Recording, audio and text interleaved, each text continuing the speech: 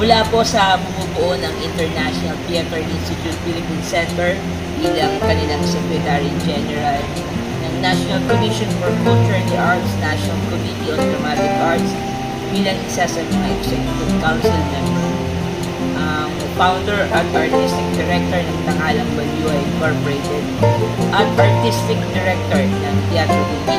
Ako po, si Ginoong Roderick Alo, ay taus-pusong bumabati sa aking mga kapatid sa Teatro Oktubre 9 sa pangunguna ng isang international award-winning film actor and director, Director Jack Kumawan. Binabati ko po kayo sa inyong ika-25 anibersaryo ng pagkakatatag at nawa dumating ang pagkakataon na tayo ay magkasama-sama sa isang proyekto.